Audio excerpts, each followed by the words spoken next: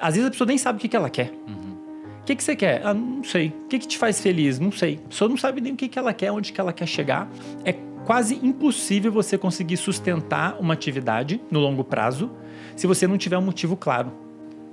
Não é um negócio de encontrar o meu Deus, eu vou ser o cara, não sei o que. Cara, vive simples, tenha prazeres simples, não se deixa correr atrás do seu rabo. Tenha prazeres simples, tenha coisas acessíveis, viva de uma maneira relativamente saudável, durma, coma bem, tenha uma rede de apoio próximo e não tente reinventar a roda, cara. Vocês acham que por trás dos níveis de dopamina mais baixos e de problemas psicológicos está a questão da vida ser muito fácil hoje para grande parte das pessoas? Porque a gente pensa, né, compara com, sei lá, não precisa nem voltar milhares de anos atrás. Volta 200 anos atrás. Você não tinha água encanada, você, dependendo de onde morasse, não tinha luz, você não tinha coleta de esgoto. Então hoje, você gira a torneira com a água potável. Você vai no mercado, tem a comida lá a um preço relativamente barato, sobretudo comparado com o passado. Então as grandes motivações do ser humano ao longo da história, me manter hidratado, alimentado, seguro, tudo isso está muito mais fácil hoje em dia. Será que as pessoas não perdem um pouco do motivo por trás das ações que elas querem ter e isso acarreta em níveis mais baixos de hormônio? É possível, porque se você parar para fazer essa comparação, a recompensa, o motivo, atualmente é comum ele ficar mais longe. Antigamente, para você se alimentar, você saía para caçar, saía para colher. É uma tarefa relativamente simples, né? Agora, para você conseguir se alimentar, você tem que trabalhar. Para você trabalhar, você tem que se formar. Então, a gente adicionou uma série de camadas. Viver atualmente é mais complicado, é mais complexo. E a gente se perde no meio do caminho.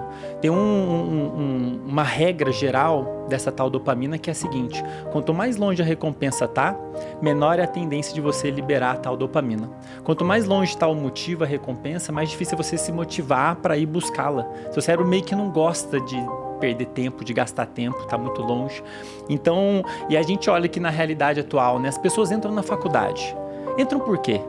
Pergunta para um jovem que acabou de entrar na faculdade o motivo dela ter entrado. Alguém falou que tem que entrar. Meu pai mandou entregar o diploma para ele. Então, mas por que você tem que entrar? Ah, porque a pessoa se perde no meio do caminho. Ela não consegue construir uma narrativa até chegar a algum motivo. Então, assim, se o cérebro não tem um motivo para fazer algo, você não vai ter sistema sendo ligado e ele não vai gerar aquela energia que você precisa para buscar, né? E como eu disse, é muito fácil a gente se perder no meio do caminho porque a vida é um pouco mais complexa na sociedade moderna, né? Então, bom, às vezes a pessoa nem sabe o que ela quer. O que você quer? Ah, não sei. O que te faz feliz? Não sei. A pessoa não sabe nem o que ela quer, onde que ela quer chegar. E isso impacta tudo, Bruno e Malu. Tudo. A capacidade da pessoa de prestar atenção, a vontade dela de sair da cama para fazer as coisas, a vontade de ir para o lugar, estudar, trabalhar. Se a pessoa não tiver claro o motivo, ir à academia, essa história de formar hábitos, de ter disciplina, isso aí é fundamental. É quase impossível você conseguir sustentar uma atividade no longo prazo se você não tiver um motivo claro. Se não tiver claro do porquê fazer aquilo. Isso inclui dieta, fazer academia, estudar. Se você não tiver um motivo claro, você não vai ter essa química adequada, necessária para você manter a atividade sendo realizada dia após dia, né? O nosso cérebro ele é meio que naturalmente preguiçoso, né? Ele quer gastar o mínimo de energia possível e ganhar o máximo possível. É isso. Então, eu acho que assim, eu sou um pouco... O pessoal fala que eu sou meio bitolado algumas vezes, né? Porque eu moro num apartamento que o aluguel é R$13.000, meu custo de vida é R$9.000, R$8.000 e eu ganho muito mais que isso atualmente com os negócios da internet que deram certo. A minha opinião ela é um pouco controversa, mas algumas pessoas, acho que inclusive começaram a me seguir por conta disso. Eu acho que a gente foi esmagado pelo nosso próprio crescimento.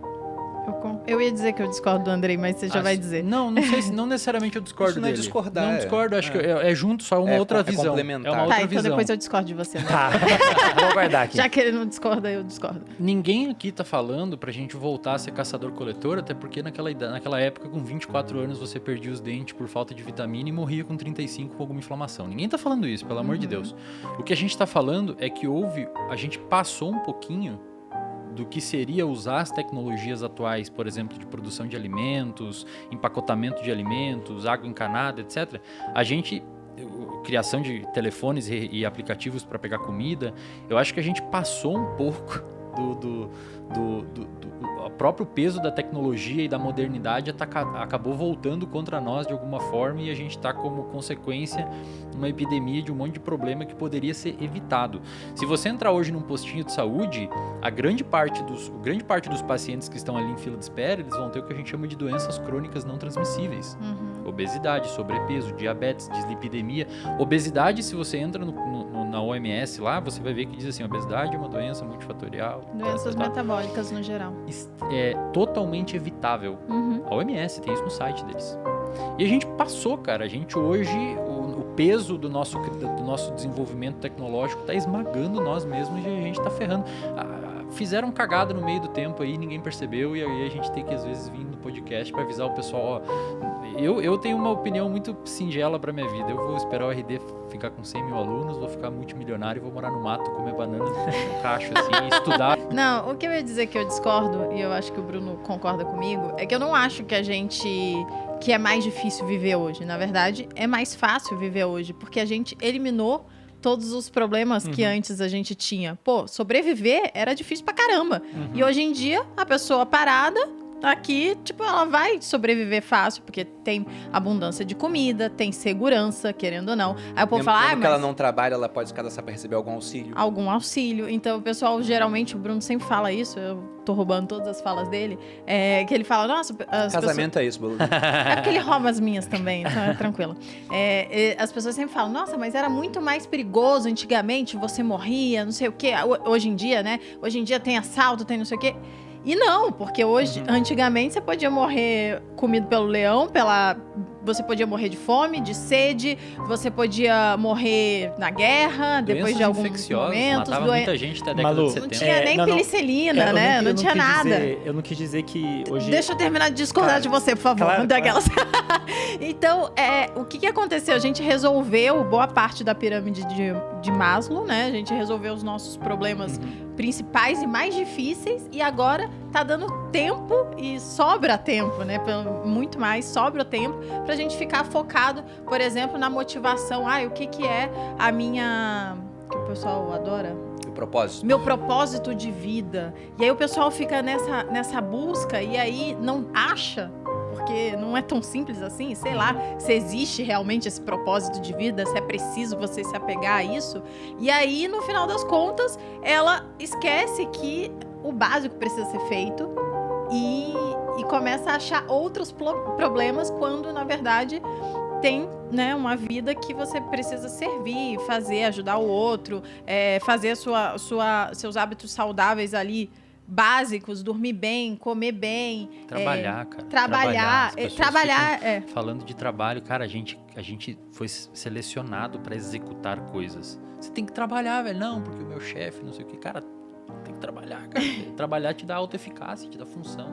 Malu, eu concordo com você, né? Hoje a gente tem acesso a recursos com mais facilidade. Eu quis dizer a narrativa que as pessoas constroem, por exemplo, a história da faculdade, né? A pessoa vou fazer isso, e ela não tem um final.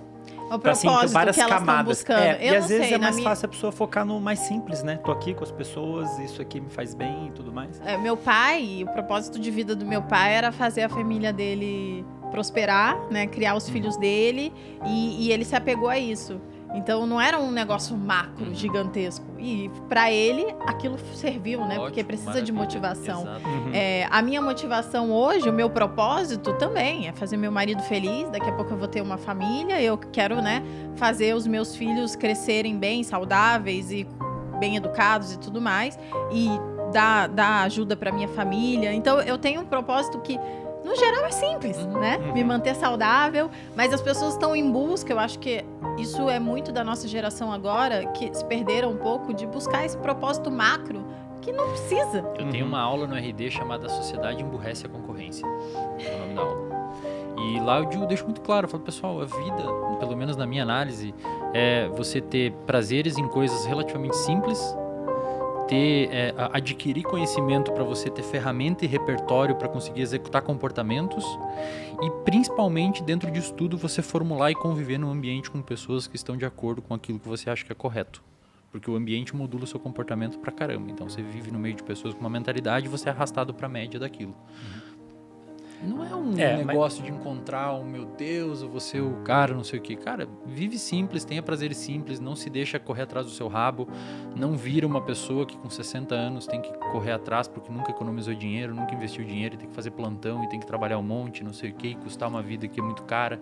Tenha prazeres simples, tenha coisas acessíveis, viva de uma maneira relativamente saudável, durma, coma bem, tenha uma rede de apoio próximo e não tente reinventar a roda, cara. E se você se sente pobre, mesmo sendo rico, você pode ter os mesmos efeitos maléficos de ser pobre. Então, a comparação com o outro. Se você tem 1 milhão no meio de pessoas com 100 milhões, você é rico, teoricamente. Mas se você se sentir pobre, por conta da comparação, você pode ter os mesmos efeitos fisiológicos e psicológicos de uma pessoa com baixo status socioeconômico. E o inverso é verdadeiro também. E o inverso, exatamente. Se você tiver, se sentir rico, né? se você se sentir bem, se um bem-estar subjetivo alto, realizado, cara, você gera aquela sensação no seu corpo responde aquilo. E apoio social, a mesma coisa, né? Apoio Você social. pode ter 1 milhão de seguidores e um monte de fã. Se você se sente sozinho, você vai ter um efeito. O seu cérebro está entendendo que você está sozinho. E muda a química do cérebro e é um estresse, né? É um estresse que se manter crônico, você pode cair num quadro desse de depressão.